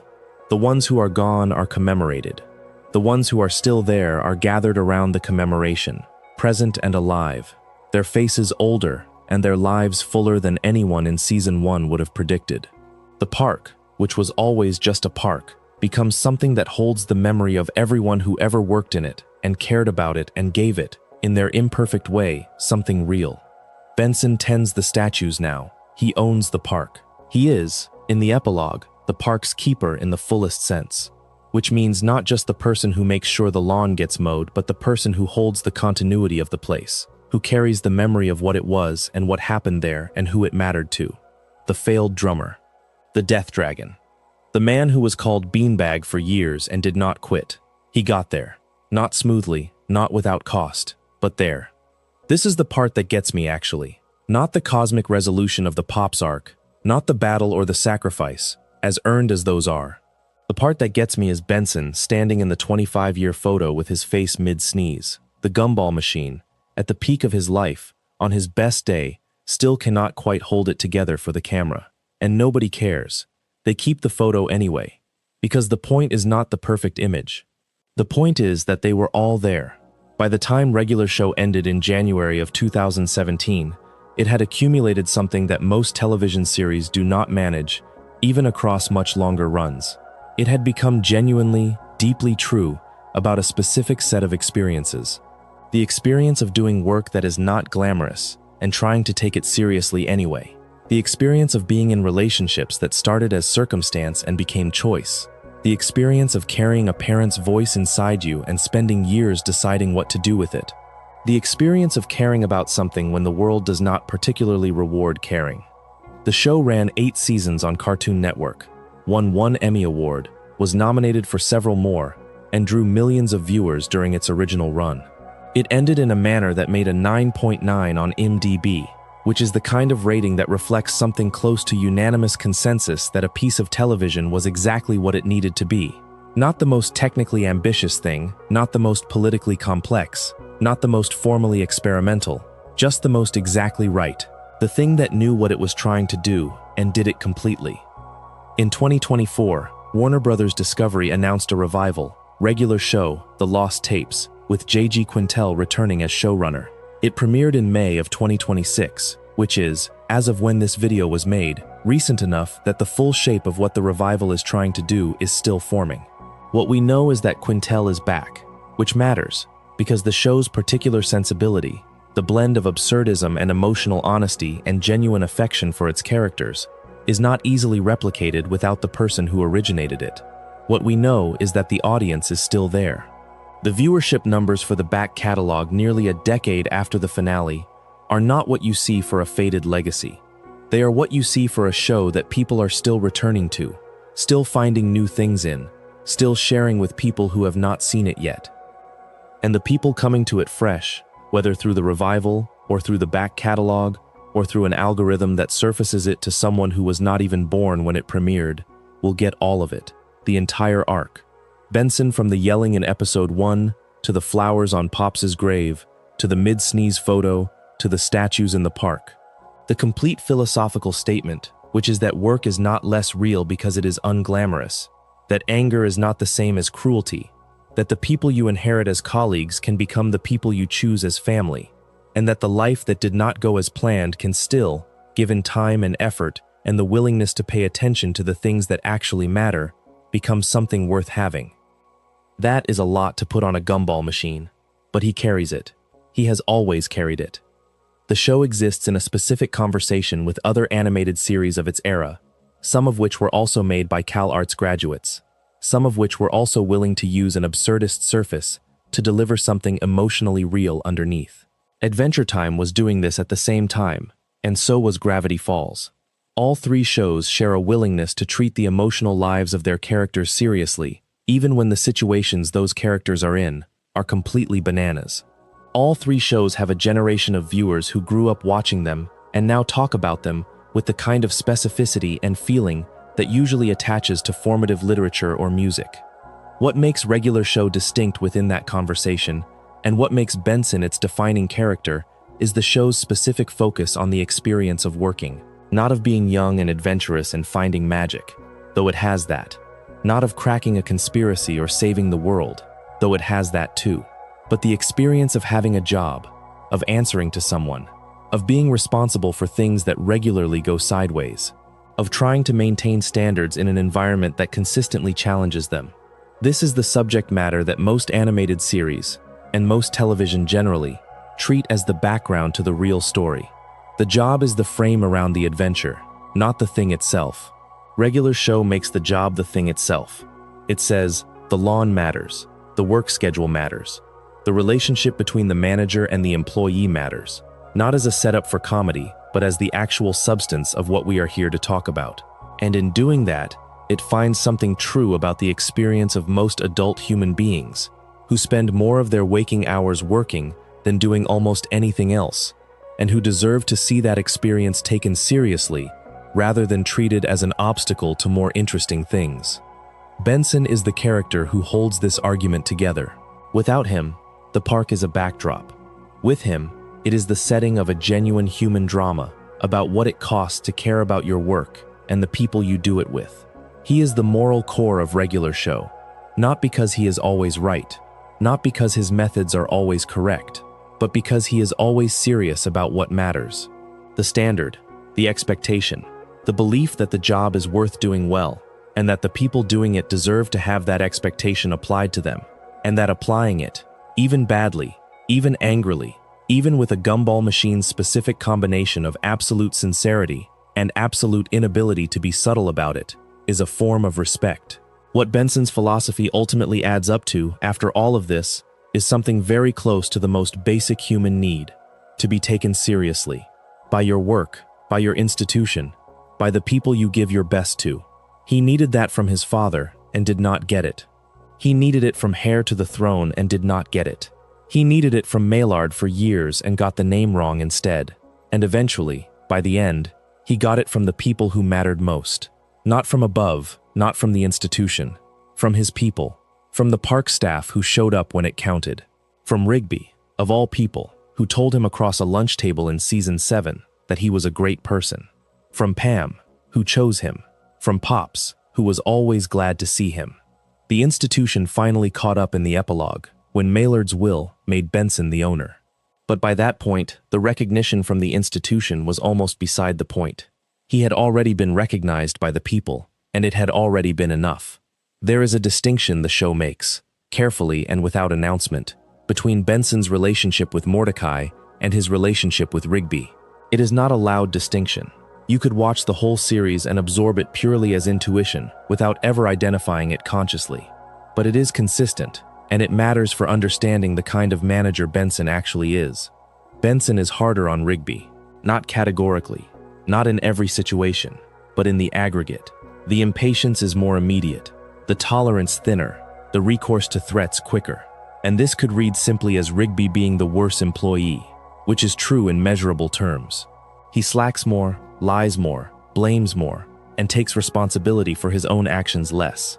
But the show complicates this reading by also showing us that Benson has a specific recognition of Mordecai's potential that he does not quite extend to Rigby in the early seasons. Mordecai, when focused, can do good work. Benson sees this. He is frustrated by Mordecai's inconsistency, but he has calibrated, somewhere in his assessment of the two of them, that Mordecai is capable of more than he delivers. And there is a kind of respect in that, even when it comes packaged as disappointment. With Rigby, for a long time, Benson does not quite see potential. He sees an obstacle in raccoon form, someone whose particular combination of qualities makes the job harder in ways that cannot always be traced back to a specific bad decision. Someone whose influence on Mordecai makes even the capable one less capable. The frustration with Rigby is more total because the investment is more uncertain. The lunch club changes this. When Benson and Rigby actually talk, in the absence of the professional frame and the performance of roles that the frame requires, what Benson finds is a person he recognizes. A person whose difficulties map onto his own in ways he did not expect. And that recognition does what recognition always does in the show. It changes the quality of the relationship. Not dramatically, not instantly, but something shifts. The investment becomes possible where it was not before. The potential comes into view. By the later seasons, Benson's relationship with Rigby has moved from adversarial to something that contains genuine fondness, expressed in the way that Benson expresses things, which is obliquely and with plausible deniability. He still rolls his eyes. He still loses patience. But there is something behind the rolling eyes that was not there in season 1. Something that knows this person better now, and knowing him, has found something in him worth knowing. This is the work of many seasons of proximity. The park staff did not choose each other. They were assembled by circumstance, by the specific accident of each of them needing a job in the same place at the same time. And in that circumstance, over years, they became something that was chosen, not chosen as a first option, not the people any of them would have selected from a broader population, but chosen in the way you choose things that have already become yours. You stay, you show up, you take the photo mid-sneeze. And the choosing happens not as a single decision, but as the accumulation of 10,000 small decisions to remain in the same place as these same people. Benson's philosophy, stated in its simplest form, might be this: you show up, you do the work, and you do not leave the people who are counting on you. He learned the first part from his father, imperfectly. He learned the second part from Heir to the Throne, by watching what happens when people do not apply it. He learned the third part slowly, over 8 seasons, in the park, from Mordecai and Rigby and Pops and Skips and Muscle Man and High Five Ghost and eventually Pam. He learned it by being the recipient of it, by discovering that the people he kept threatening to fire kept showing up for him when it mattered, by understanding, late but genuinely, that showing up for people is exactly what you owe them in return for having accepted their presence in your life. None of this makes him perfect. He is still the manager who yells, still the gumball machine whose gumballs turn red, still carrying his father's voice in a room in his head that he cannot quite lock shut. But he is also the manager who does the dishes in the morning, the manager who organizes game nights, the manager who calls his father after the conversation in the break room and says they should talk more, the manager who puts flowers on a grave and keeps the photo with the sneeze in it. He is, in the fullest sense that the show can offer, a good boss. Not a perfect one, a good one, which is harder and more real. There is something else worth noting about the way Benson handles failure, both his own and other people's, that the show demonstrates across the seasons without ever quite articulating as a lesson. Benson is consistent. Not consistent in the sense of being unchanging, because he changes enormously from season 1 to the finale. Consistent in the sense that his standards remain legible. You always know what Benson expects. You always know where the line is. And even when crossing the line produces an explosion, there is a kind of safety in the predictability. The expectations do not shift based on his mood, do not become more lenient when he is distracted, or more punishing when he is irritable. The standard is the standard. It is applied the same way to the same situations. This is something that good managers share, and it is also something that is remarkably hard to maintain under pressure. When things are going badly, when Maillard is breathing down his neck, and Mordecai and Rigby have done something irreversible, and the deadline is tomorrow, and nothing is where it is supposed to be. The temptation is to get inconsistent, to punish more harshly or let things slide because you are too exhausted to enforce anything. Benson, to his credit, does not do this very often. The standard holds. The yelling may be more intense in a high-pressure week than in a quiet one, but the underlying expectation does not change.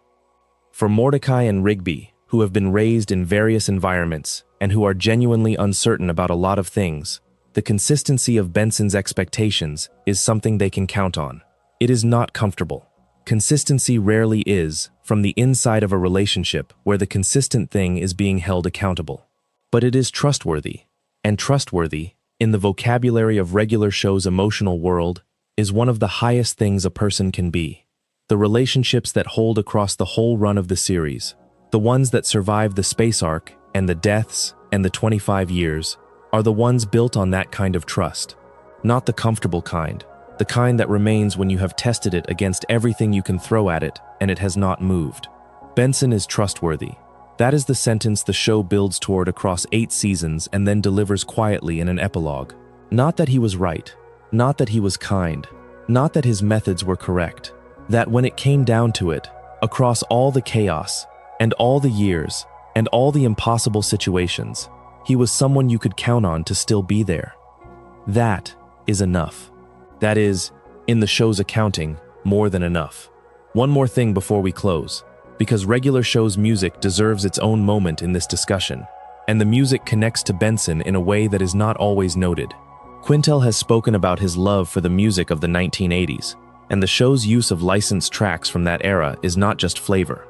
Songs from the 1980s show up at specific moments, scored with an intentionality that suggests the music is doing philosophical work, not just setting atmosphere. The show is obsessed with the question of what gets remembered and what gets forgotten, which is a question Benson lives with personally, given that his best recorded performance is on an album that does not have his name on it. Songs about not being forgotten play over a show that is partly about what it means to be overlooked, to be the person who does the work and does not get the credit. The 80s music works on another level too.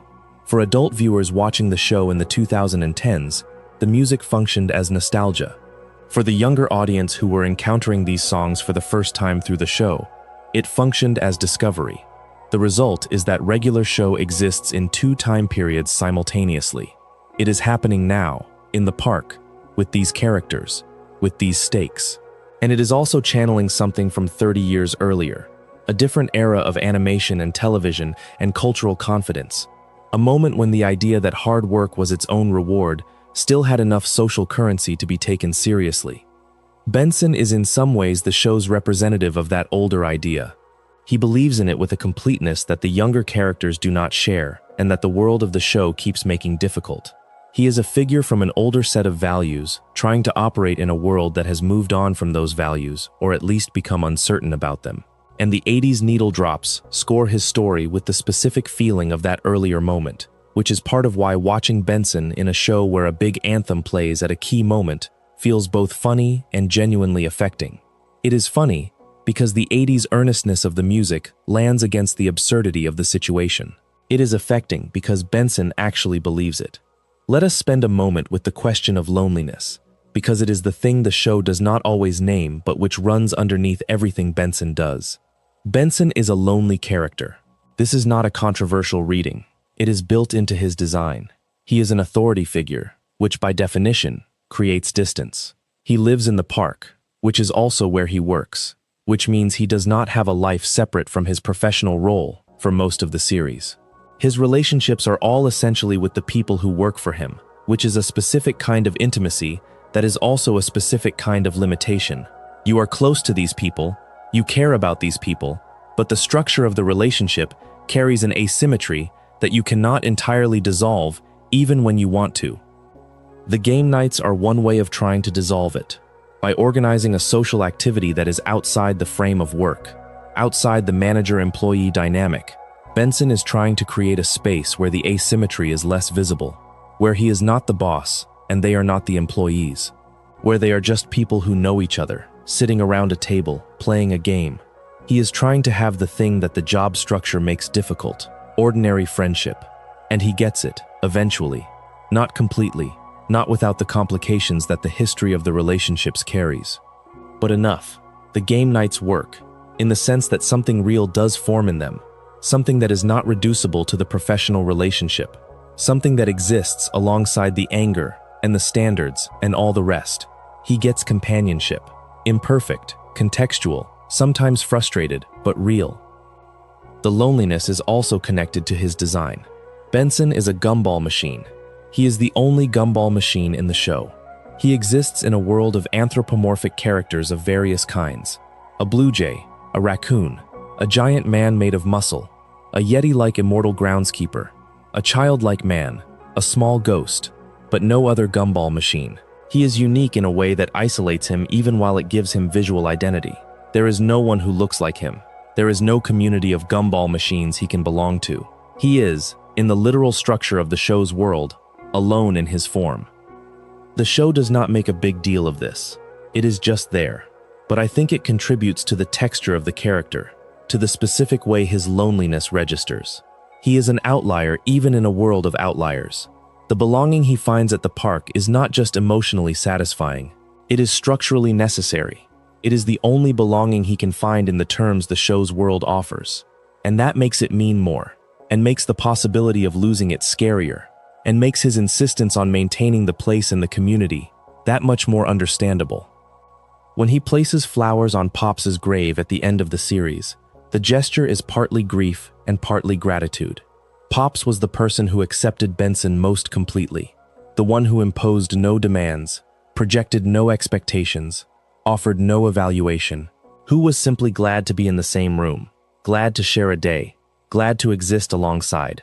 For someone whose whole life has been structured around meeting standards and falling short of them, and trying again, having one person in your world who never grades you is not a small thing. It is, in some ways, the most important thing.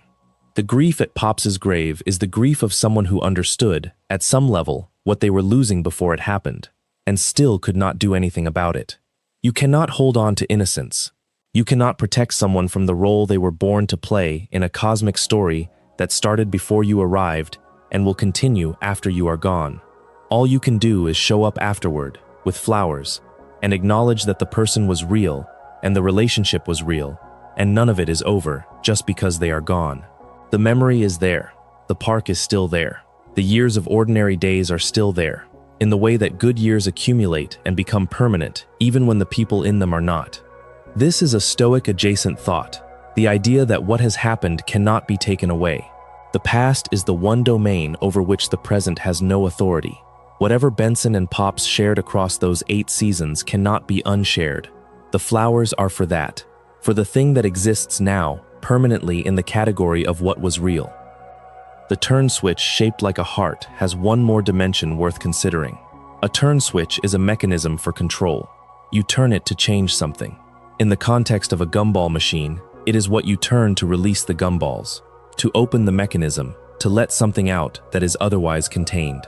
The fact that the control mechanism is shaped like a heart is, in the vocabulary of regular show's visual language, a statement about how Benson works.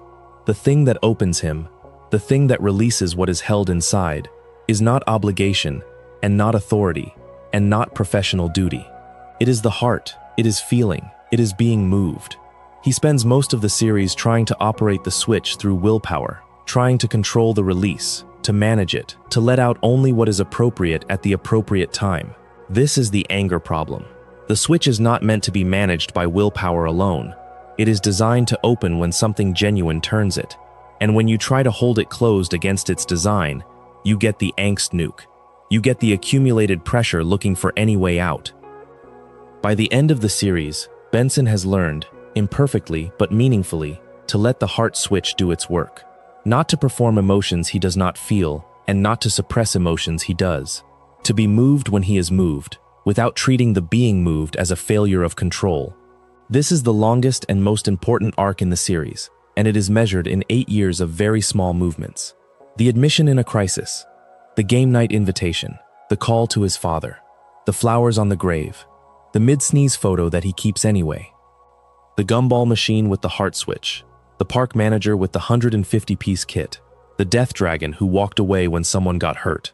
The man who took the flyer because Skips handed it to him and then spent the next 30 years finding out what the flyer was actually offering. This is the philosophy of Benson. Not a system, not a doctrine. A life lived in the direction of something real, even when the direction was wrong and the method was bad, and the cost was higher than it needed to be. Pointed, always, at the same thing: the work, the people, the park, the heart. If you have made it this far, and I hope you have, because you are either asleep and none of this matters anymore, or you are awake and everything matters, then you know what I think about Benson. You know that I think he is one of the most carefully constructed characters in the history of animated television, and that I think Regular Show is a more philosophically serious show than its premise suggests, and that I think the reason millions of people are still watching it nearly a decade after it ended is that it told the truth about something real. The truth about the middle of a life, about the space between the dream you had and the life you have, about what it means to do the ordinary work with care, to maintain the standards when the standards make things harder, to inherit something damaged from the people who raised you and then have to decide what you are going to do with the damage, about whether the people you were accidentally given can become the people you deliberately choose. Benson Dunwoody chose them, slowly, reluctantly, with enormous difficulty and several explosions and one Angst nuke. He chose them, and they chose him back. And the park that was just a place to work became, over 8 seasons of completely ridiculous and completely human life, the place where he had been all along. The season after Regular Show's finale, nothing changed and everything had happened. The park was still a park. The lawn still needed to be mowed. The work was the same work, but the people doing it had been through something together.